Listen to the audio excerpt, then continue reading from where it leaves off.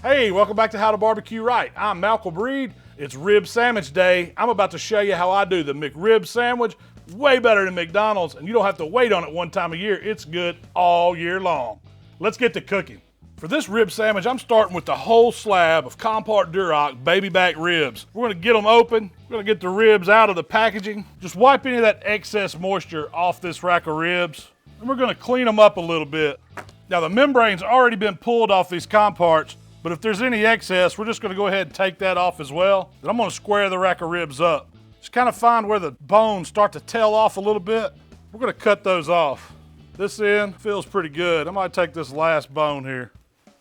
Any excess fat, we're gonna trim that off.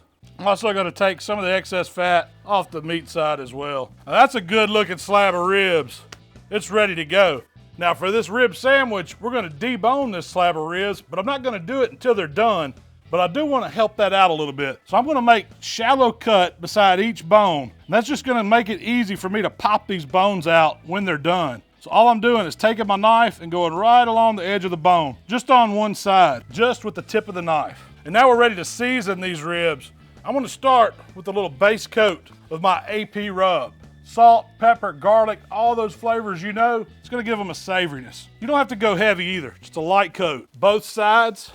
Same thing, salt, pepper, garlic. You want to pat that in a little bit. We're going to apply a little mustard to these ribs. This is going to help our rub stick. You don't need a lot, but we just want to kind of rub it in. Now I'm going to come back with my barbecue rub. And you can use your favorite barbecue rub, but this one is really daggum good on some ribs. I want to cover up any of that mustard. That's really what the mustard's for. It's going to help the rub stick, but it's going to let me know that I get enough on it to flavor these ribs. We're going to pat that in just a little bit, flip them over, give them the same treatment. We've already got the AP seasoning on. A couple lines of mustard. Spread it around. Then we're going to come back, the barbecue rub right on top.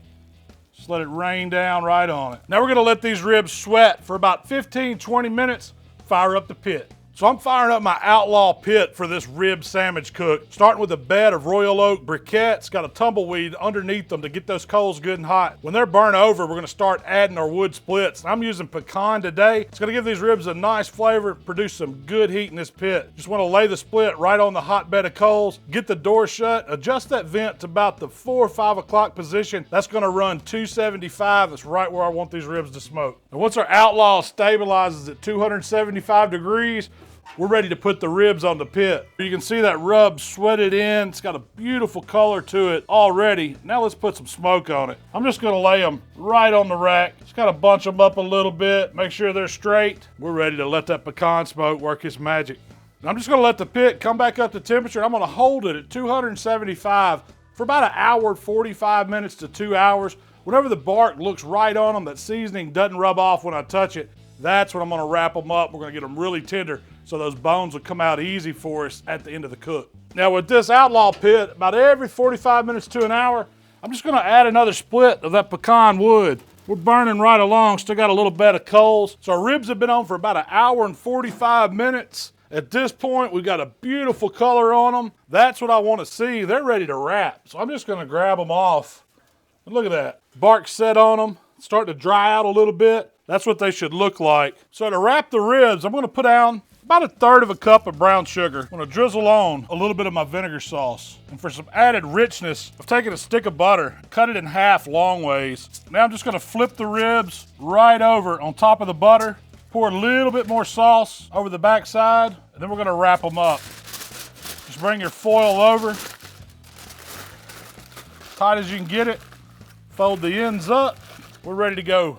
Right back on the pit. Still running at 275. I'm gonna place the ribs back in the same spot, meat down this time. I'm gonna let the pit stay at the same temp. It's gonna take about an hour and 45 minutes, 2 hours. We'll come check on them and see if those bones are ready to pop out. That's how I'm gonna know they're done.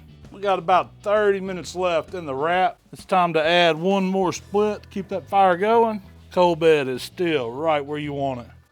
Outlaw runs like a dream. At this point, they should be tender. I can take them and bend them. When they're sagging like that, that means that rib's pretty daggum tender. So I'm just gonna unwrap these and kind of take a look at them. And I can see I've got disintegration. First, I'm gonna carefully transfer them over to a little rack I've got wrapped in some aluminum foil. We're done with the liquid now. You can toss that. Now to take these bones out, all I have to do is pull them out real easy like.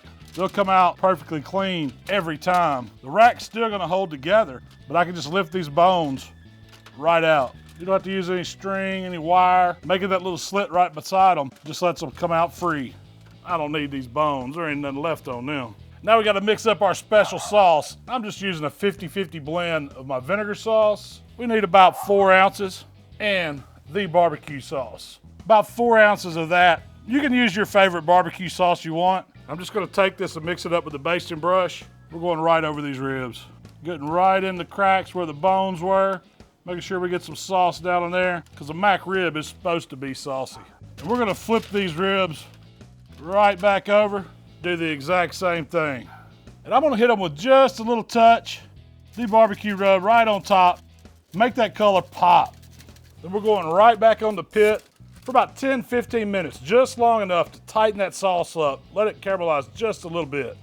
Now I've still got the pit about 275. We're just gonna set the rack right back in the same spot. All right, it's been about 15 minutes. Now, these ribs should be glazed as much as I want them to. Check them out, you just grab the rack. Those things are beautiful. Mahogany color, sauce is tightened up. It's getting a little hot, let's get them over to the board. Now let me show you how we're gonna put this MacRib sandwich together. I've got some French bread, buttered and toasted lightly. On the bottom deck, I took that same sauce. We're just gonna squirt a little bit of it on the bread, make it some foundation. Then I'm gonna take some thinly sliced onion. We're just gonna spread that out. McRib's gotta have some onion and some pickles, right? As much or as little as you want. That looks pretty good to me. Now for the pickles. I've just got these thinly sliced hamburger style restaurant dill pickles. You can find them at Kroger. There's some dadgum good pickles. And I go a little heavy on the pickles because I like them. Now we're ready to grab this rack of ribs. And just because I took them bones out, don't mean it's gonna fall apart, but I guarantee you it's tender. Right on top. And you know I gotta have more sauce. So we're gonna squeeze a little more sauce all over the top. Oh yeah, that's what I'm talking about. Now all we gotta do is put this top piece of bread on top. And I'm gonna be a gentleman. I'm gonna go ahead and cut it up so I can share it. I'm not gonna just tackle this all on my own. Just get a knife, go right down through it. Then we'll divide these. Make 4 big MacRib sandwiches out of this one rack of ribs. And look at that. That is a thing of beauty right there. I'm just gonna go ahead and put one of these little HowToBBQRight flags in them. Let's see how it bites. That Compart rib's juicy. See that moisture dripping out? Cooked perfect. McDonald's ain't got nothing on this MacRib. That's a man-sized version of a rib sandwich. Damn, that's good. Normally I don't eat this whole thing on camera. This is going down. You take the best slab of ribs you ever had, put it with some pickles, onions, extra sauce, on bread, bones out the way, dab it back in that board sauce. Son, you got a rib sandwich that'll hurt somebody. You gotta try this one. Thanks for hanging out with me here at HowToBBQRight. If you like what we're doing, subscribe to the channel. You can find us on Facebook, Instagram, Twitter, even TikTok. And Shell and I talk about this sandwich and all the other delicious stuff we've been doing on our podcast. You can visit that channel and subscribe or get the audio version on all the podcast outlets. We'll see y'all next time. I don't know if I can go back to eating ribs on the bone. Man.